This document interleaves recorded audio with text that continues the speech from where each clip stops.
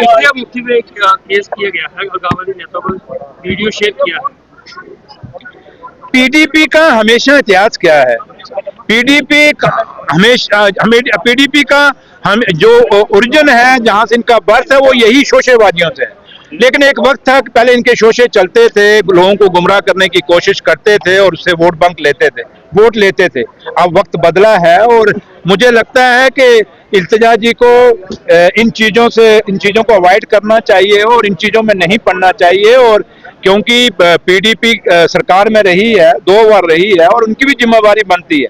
अगर बाकी लोगों की जिम्मेवारी बनती है कि जम्मू कश्मीर के हालात ठीक हों, अपना भाईचारा मजबूत हो, तो इनका भी फर्ज बनता है। लेकिन अगर पीडीपी जम्मू कश्मीर में दोबारा वापस आना चाहती है, तो मैं पीडीपी को यही कहूंगा, एक सलाह दूंगा कि आप मुद्दों पे बात करिए, ये सेंटिमेंट्स पर मत जाइए या लोगों को उनके भावनाओं से मत खेलिए।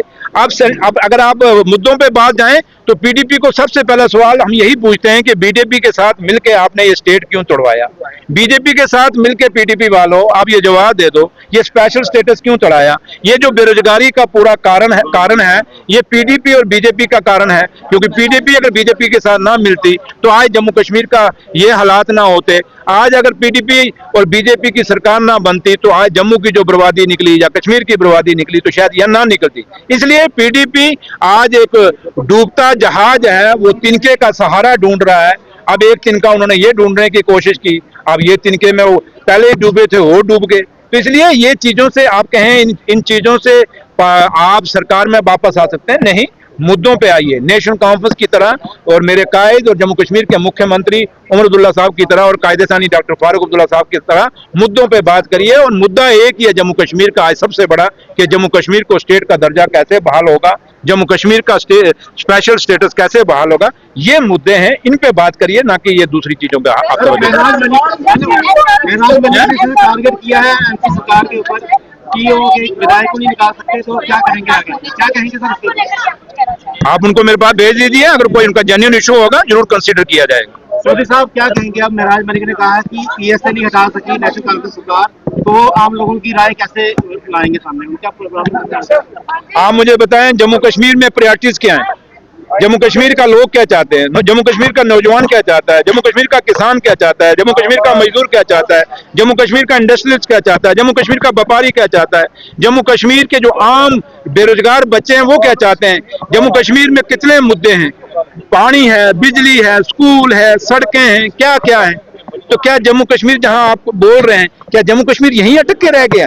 क्या यही है? पहले सुनिए, जम्मू कश्मीर, आप एक जर्नलिस्ट हैं, बहुत सीनियर जर्नलिस्ट हैं, और मुझे लगता है आपको सवाल जम्मू कश्मीर के लोगों पे पूछिए। एक बात थी, खत्म हो गई, एक आदमी को जमानत मिल गई, वो बाहर आ गया, उसको शुक्रिया करना चाहिए हिंदुस्तान के जुडिशरी का, जिसका हमेशा हमें फक्र है। और हम हमेशा ये कहते रहे हैं, और नेशनल कॉन्फ्रेंस ने कहा, मेरे लीडर ने कहा, उमर साहब ने कहा, सरकार ने कहा, हर कैबिनेट मिनिस्टर ने इस चीज को कंडेम किया था कि जब वो एमएलए जब अंदर हुआ था, तो इसलिए हमने जब वो अंदर हुआ कंडेम किया, जब वो असेंबली के अंदर स्पीकर साहब ने कंडेम किया, एमएलए साहब ने कंडेम किया। अब रोज इसी को डिस्कस करेंगे, इसलिए इस बात को बंद करिए, मुद्दों पे आइए आप।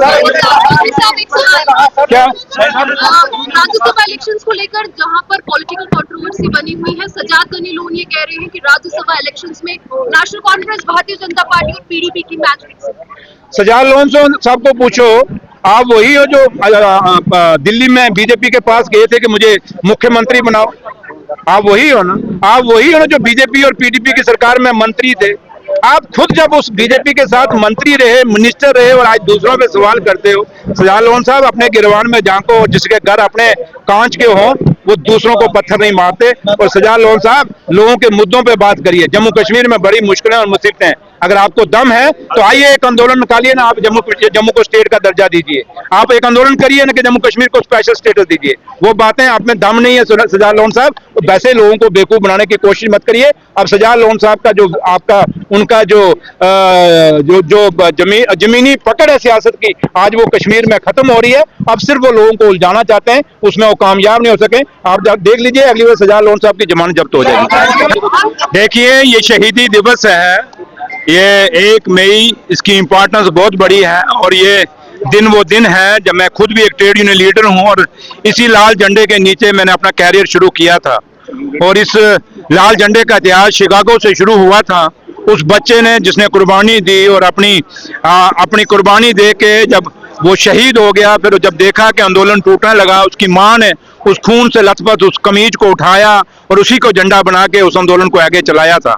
और उसी आंदोलन के कारण आज जितने भी हमारे मजदूर तबका है, इन लोगों को जो लेबर क्लास है, इनके हक और हकूक के जो है कानून उसके बाद बने।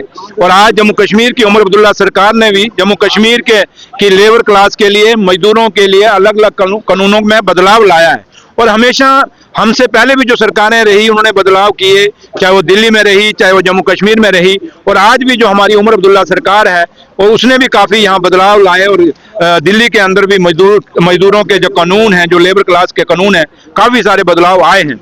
लिहाजा आज का जो ये दिन था, मैं ये लोग जो लेबर क्लास आई थी, इनके मसले मसाइल हैं, चाहे वो इंडस्ट्रियों में लेबर है, उनके यही कहना है कि इंडस्ट्रीज जो बाहर के आते हैं हम लोगों को, लोकल लोगों को नहीं लेते।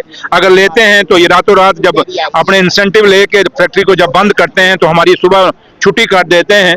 तो इन चीज़ों की कहीं ना कहीं हमने काफ़ी सारी चीज़ें सुधार लाई हैं।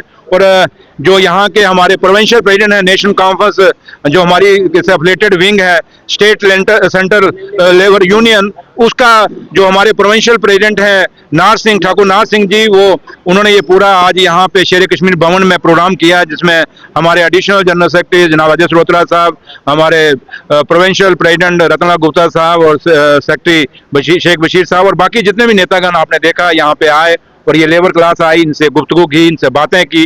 अब इनका मेमोरेंडम आया है और मैं अपने ऑफिसरों को बुलाऊंगा। मैं एक दिन अपनी जो हमारी ये लेबर यूनियन है इनको भी बुलाऊंगा और दूसरी जो स्टेट की लेबर यूनियन है मैं उनको भी बुलाऊंगा। एक ज्वाइंट मीटिंग करेंगे, जो भी मसले इनके हैं उनको हल करेंगे। मकसद एक ही है, क्योंकि उमर साहब का भी हमेशा यही कहना है, आपने भी असेंबली में सुना होगा उमर साहब का भाषण, जब भी वो बात करते हैं और जम्मू कश्मीर की लेबर क्लास के लिए, इन मजदूरों के लिए हमेशा फिक्रमंद हैं और यही कहते हैं कि इन लोगों के जो हक हुकूक हैं उनकी रक्षा की जाए, उनकी हिफाजत की जाए। इसको लेके आप क्या कहेंगे, क्योंकि 5 घंटे आप सबको मुबारकबाद। अब आप लोग भी सुबह बैठा करना, वहाँ हमारी कश्मीर में इंटरव्यू लिया करना, शाम को वापस आया करना।